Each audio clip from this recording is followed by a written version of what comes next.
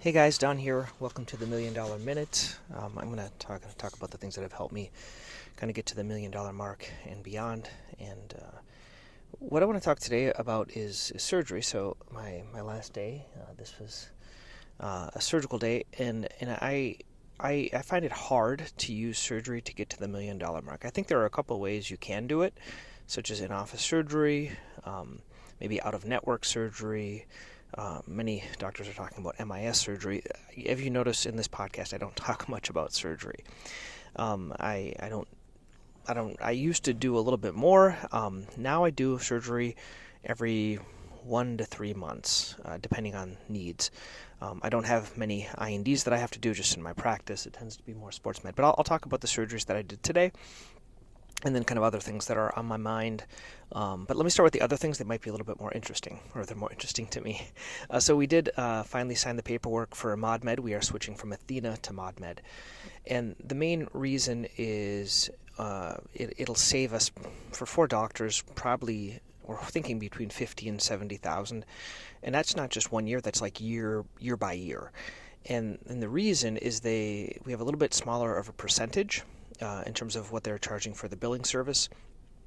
And there's a couple of ancillary things that are kind of incorporated into ModMed. So for example, there's like a chatbot that we currently pay OMD. There's another thing that like a check-in where we don't have to pay this other company for the check-in. Online appointments with Athena, you would have to pay something to put it on your website to make appointments online and things like that. So we're going to be saving on those things because those are all monthly fees, and we're going to be saving on that. Also, all of the cash is the cash payment, and we're having more and more cash payment treatments like shockwave and amnio and things like that, and orthotics. And when they're not going through insurance, they don't get the percentage out of it. So, but they do charge for the actual EMR, so they charge per doctor per month, which tends to be a little expensive. We were able to negotiate a little bit to go down on that fee for us, but then the fee kind of slightly creeps up each year. So I just want to talk about that. It was a hard decision as a 4-doctor practice.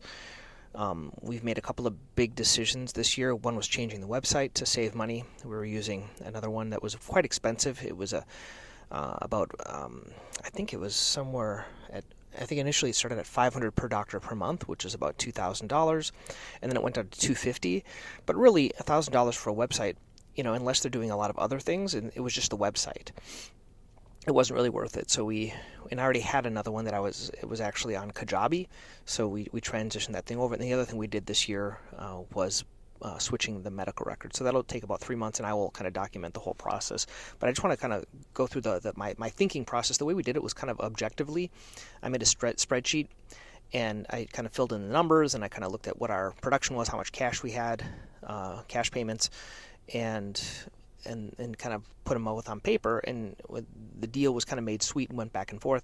So if you want to get my spreadsheet, just shoot me an email. I'll send you that Excel spreadsheet. It has like how to determine like if Swift is profitable for you, if Shockwave is profitable, how to like make it profitable to have an associate. There's a little like kind of it's Excel like formula things. It took a little bit to make, so if you want to use mine, you can just use mine. Okay.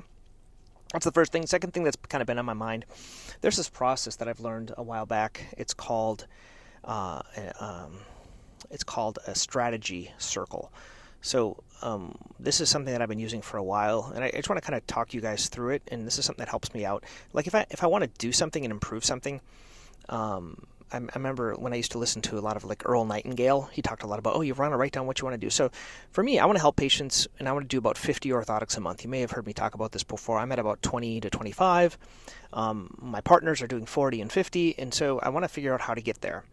And so there's a couple ways of doing this. One is you can like write down ideas every day. Just, I want to do 50 orthotics, and then just write down ideas. Sometimes we don't get many ideas because they just don't come up. So one of the ways of doing this is called the strategy circle. So what you do is you write your goal on the top of a paper, just draw a line down the center. It's pretty easy. And you put on the one side obstacles and the other side solutions. So when you think about obstacles, many times this helps us come up with good solution ideas. Okay? So I want to kind of share what I put as I'm kind of wanting to get to 50 orthotics, like one of my obstacles. So number one is I struggle when there are repairs and redos with orthotics. It kind of gives me a little bit of stress. I can lower the arch, but like sending them back kind of gets a little bit frustrating. I don't have some of the wording like my partner has and some other people that I admire. Their wording, like Larry, he has really great wording with the way he does it. I feel like I'm rushed when explaining orthotics to patients. So sometimes I'm explaining my whole initial explanation for plantar fasciitis or metatarsalgia, and I'm explaining everything else like icing, anti-inflammatories, night splint, things like that. And I feel I'm just kind of rushing through the orthotic component of it. And I also feel like I'm explaining many other things, but they don't account for all the profit that the orthotics do. So I feel like I'm not giving it its due time because of it's kind of 10x more valuable than pretty much all the other things that I'm talking about. And that I don't have an orthotic type for every type of foot that I see that would benefit. Meaning, I tend to do I think most of us do this. We do like 80% the same type of an orthotic. And I don't have a generalized process of kind of explaining things, and I feel like I should try other treatments that are less expensive. That's something I wrote down. So what you do is you write down all the obstacles on the left-hand side of the page, and I numbered them, and then on the right-hand side, I put in the solutions. So it'll kind of help you create solutions and action items that you can do to do this. So this is kind of, you can do this for any problem that you have.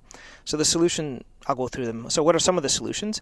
So take more time to get better and ask the orthotic lab to help me with looking at what my prescriptions have been and any ways to improve them. So kind of get more in-depth help with your orthotic company. I think they're there to help.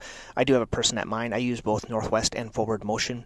So I know at Forward Motion, Tracy, he kind of helps me out. So kind of getting in better contact with him, having him help me a little bit more.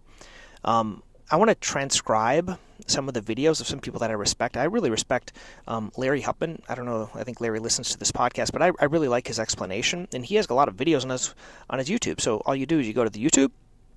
I'm sorry, Larry, but others, it might help others. They take your transcript, because if you click the transcript underneath the video, you can take that transcript and you can put it kind of into AI and have them just kind of pull out your own wording. Now, the way I kind of think about it, it's very similar in residency, where you first learn how kind of the attendings do it, or the pros do it, and then you can kind of make your own method after that. But you have to learn how someone else does it really well.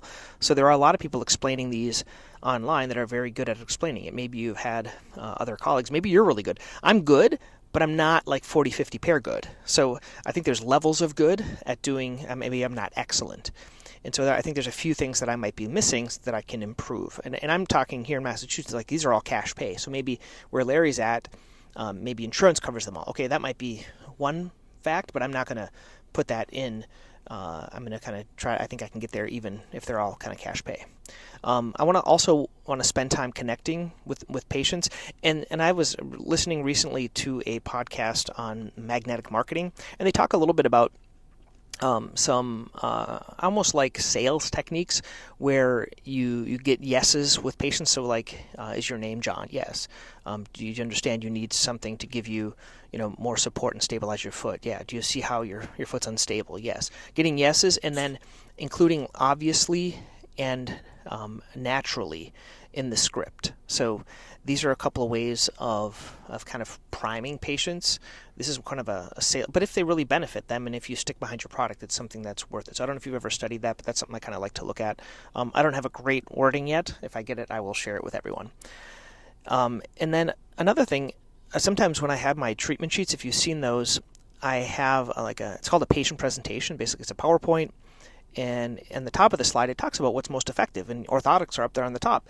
But I never start there. I always kind of start with the other things first, and I think if I just change my explanation and start on the top, and then spend time teaching, and we may not start with that, and I can explain why, but at least I'm going to spend the time teaching the first visit, and then you can readdress that at the future visit. So kind of explain maybe why we're not going to start there, but why they are really, really important. And then also kind of develop an orthotic discussion that I use 95% of the time for any diagnosis, whereas 5% can be changed based on the diagnosis. So I do have one. and many times I feel like it's rushed, so I want to get better at that. I kind of having more of a dynamic demonstration, so watching a gait analysis, kind of using the foot model, using the orthotics. So if you want to see someone that does it really well, I think it's Larry, so you can go to his YouTube channel and find that. And so anyway, those are kind of my thoughts I've been working on with orthotics, but let's go into the surgery. So the other day it was surgery, and I'm saving the worst for last because I had 3 surgeries, and I got there at my first case was 8:30. It was delayed till 9, and there was about a 45-minute turnover time between the cases, and I got out of there at about 3:30, and I didn't get home till 4. So for 3 cases, I was there till 4. It was a hospital. You could probably make it more efficient in a surgery center, but I have block time there, or our office has block time. The surgeries, one was a 5th digit that I did an arthroplasty, and I brought down the toe because it was dorsally contracted over at the MPJ, so I had to lengthen everything, the capsule, and pin it to get it down because it was so cocked up there. I thought I would have to do a skin lengthening, but I didn't. That was one. The other one was a hardware removal on the left bunion that I did before. I did an Austin on the right side, along with a Taylor's bunion with a shift. So I did a 3.0 and a 2.0 cannulated screw for those, and then the last one was another hammer toe repair for another patient. So these were all kind of simple cases. They didn't really take a long time, but the turnover took a long time, and I was there, all day. A couple of my tips with surgery, these are just kind of fun things if I'm going to talk about surgery. I like teaching, so I guess having residents there is fun. I always put a drawing on the bandage after I do it. I call them the night afterwards, so I have kind of a system of calling patients at the end of the day, and they seem to like that. It gives them kind of a good experience. Okay? Anyway, that's for today. Hope you guys enjoyed this. Until next time. Thanks.